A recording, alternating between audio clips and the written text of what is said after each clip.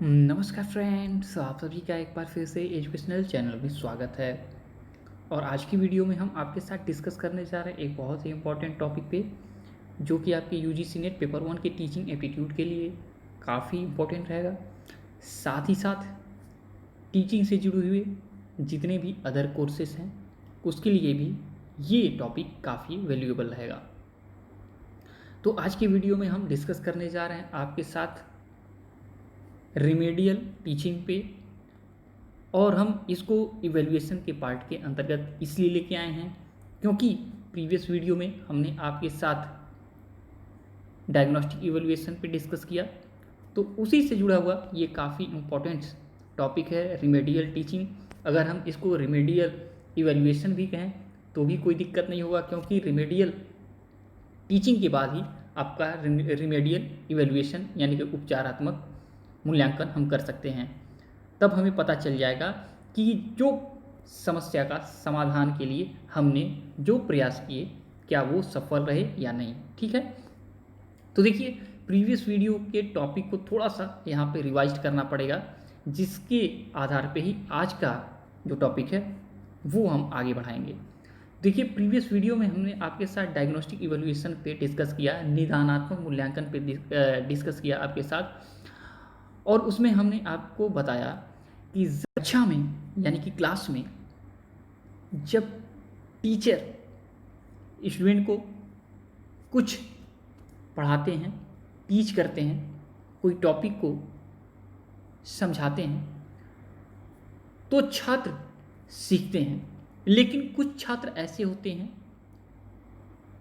कि वो जो चीज़ें सिखाई जाती हैं उसको सीख नहीं पाते हैं, और बार बार टीचर द्वारा समझाए जाने के बावजूद भी वो एक प्रकार का विशेष प्रकार की त्रुटि बार बार करते रहते हैं, और छात्र फिर क्या होता है, अन्य छात्रों की अपेक्षा चीज़ों को सीख नहीं पाता है और वो पीछे छूट जाता है।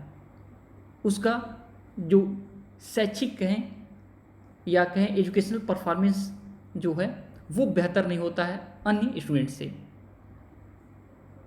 तो उस समय हम क्या करते हैं, तो उस समय हम फॉर्मेटिव इवैल्यूएशन यानी कि जब हमारा निर्माणात्मक मूल्यांकन का दौर चलता है क्लासरूम में ही, जब हम छात्र को पढ़ाते हैं, टीचर छात्र को पढ़ाता है उसी दौरान, तब हम सामान्य समस्याओं का समाधान तो कर लेते हैं लेकिन हम विशिष्ट समस्याओं का समाधान नहीं कर पाते हैं।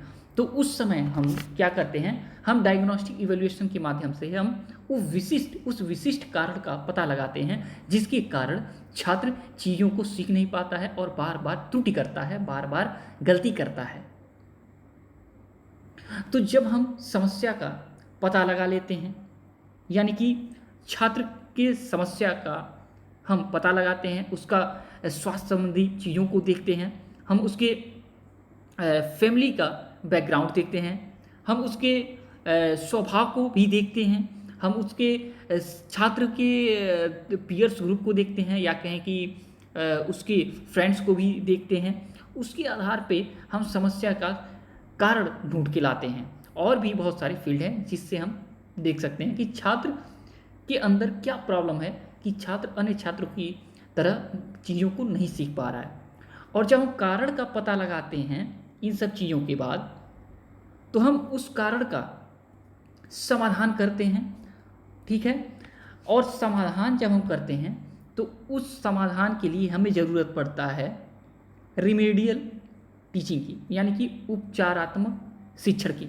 उपचारात्मक शिक्षण के द्वारा हम उस पहचाने हुए समस्या को दूर कर पाते हैं, हम जाने हुए समस्या के कारण को दूर कर पाते हैं।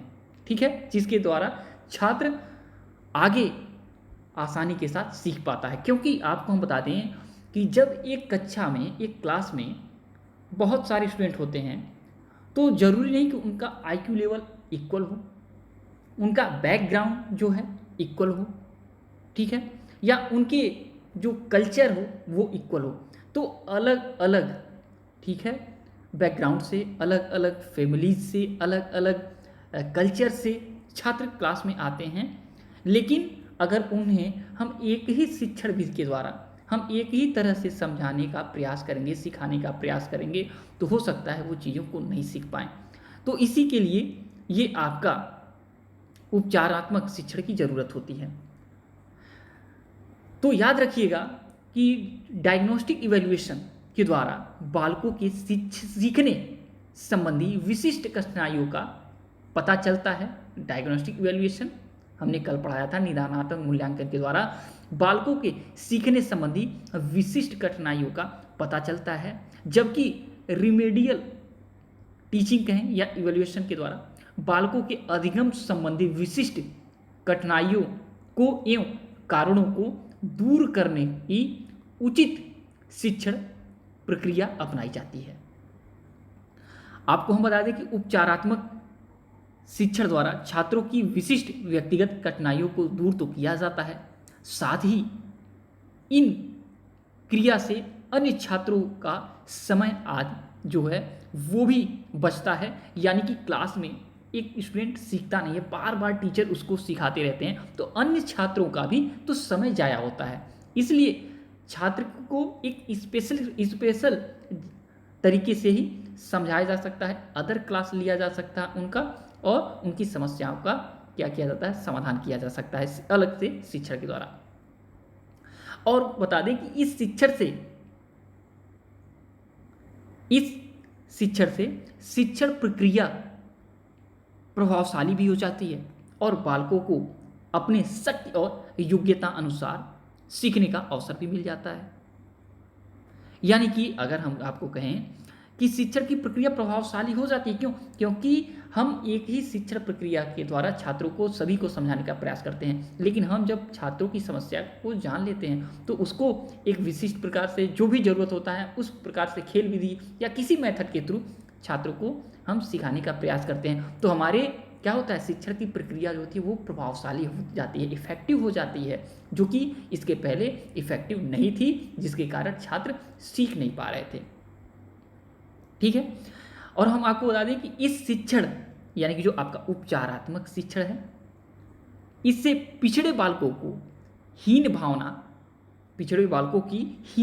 जो होती है ना, वो भी दूर हो जाती है। यानी कि जो बालक होते हैं जो सामान्य बालकों की तरह नहीं सीख पाते हैं, पिछड़े बालक कहलाते हैं, जो पीछे रह जाते हैं सीखने में आदि चीज़ों में, तो उनके अंदर जो हीन भावना आ जाती है कि हम नहीं सीख पा रहे हैं, उन हीन भावनाओं को भी दूर किया जा सकता है, निकाला जा सकता है, और वह असमायोजन से भी बच जाते हैं। छात्र क्या होता है, समायोजित हो जाते हैं और समायोजन से बच जाते हैं इस शिक्षण विधि द्वारा।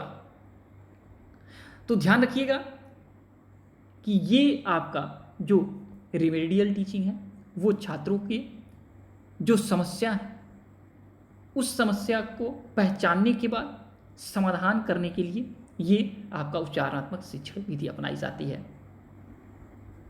और जब छात्र जो होते हैं इसके द्वारा सीखते हैं और उनके अंदर जो समस्या रहती है उसको दूर कर दिया जाता है, तो छात्र आसानी के साथ आगे भी बढ़ते हैं लर्निंग की फील्ड में, और उसके साथ छात्र को प्रेरणा भी मिलती है, जिससे छात्रों के व्यक्तिगत जो व्यक्तित्व की बात करें उसका उचित या कहें समुचित विकास भी बेहतर तरीके से होने लगता है। अगर हम एग्जाम्पल की बात करें, एक छोटा सा एग्जाम्पल लेते हैं कि मान लीजिए कि एक छात्र है, ठीक है, क्लास की बात करें, एक क्लास में छात्र है और उसका प्रोनाउंसिएशन यानी उच्चारण संबंधी कठिनाई का पता चल गया है, ठीक है, निदानात्मक मूल्यांकन के द्वारा। अब हम उसकी जो समस्या थी उसको ख़त्म करने के लिए क्या करते हैं, उपचारात्मक शिक्षण करते हैं। तो हम क्या करेंगे उपचारात्मक शिक्षण में, हम क्या करेंगे, छात्रों को किसी शब्द का जो है प्रोनाउंसिएशन करने में जो दिक्कतें आ रही हैं, तो छात्रों के लिए हम स्पेशल अगर क्लास का अरेंजमेंट करते हैं, छात्र के लिए क्या करते हैं, बोर्ड पे हम वर्ड्स को लिखते हैं, हम लिखते हैं, टीचर लिखता है वर्ड्स को, छात्रों से भी वर्ड्स का नोट करवाया जाता है, और उसके बाद एक टीचर उस वर्ड को बहुत बेहतर तरीके से, स्पष्ट तरीके से उसका उच्चारण करता है और छात्र से भी कहता है कि आप भी इसका उच्चारण करिए। धीरे धीरे छात्र में देखा जाए तो उच्चारण संबंधी समस्या धीरे धीरे खत्म होने लगेगी। तो इस प्रकार से और भी आगे उच्चारण से संबंधित समस्या के समाधान के लिए और भी अच्छे तरीके से और भी विधि अपनाई जा सकती है। लेकिन मैंने एक एग्जाम्पल में थोड़ा सा हमने आपको एक क्लू दिया कि इस तरीके से छात्रों से हम लिखवाएंगे प्रोनाउंसिएशन की समस्या दूर करने के लिए, उससे उच्चारण भी कराएंगे। ठीक है, तो वर्बल तरीके से जब छात्र धीरे धीरे बोलने का प्रयास करेगा तो वो समस्या दूर होने लगेगी। तो ये आपका कहें तो उपचारात्मक शिक्षण थी और इसके द्वारा छात्रों की समस्या का हम निराकरण करते हैं, समाधान करते हैं। तो चलिए आज की वीडियो में इतना ही रखते हैं और वीडियो अगर बड़ा होगा, आशा करते हैं आप लोग बहुत सारी बातों को एक वीडियो के द्वारा ही अपने माइंड में हम कहें तो पूरा का पूरा रिसीव करके नहीं रख पाएंगे। तो हमें लगता है कि इसके अदर भी हमें छोटे छोटे वीडियोस लाते रहने पड़ेंगे, जिसके द्वारा आपके अंदर इससे जुड़ा हुआ और भी जानकारी धीरे धीरे बढ़ती जाए। ठीक है, तो चलिए जब तक कि नेक्स्ट टॉपिक नहीं लाते हैं, तब तक के लिए thanks for watching educational channel और आपका दिन बहुत बहुत शुभ हो।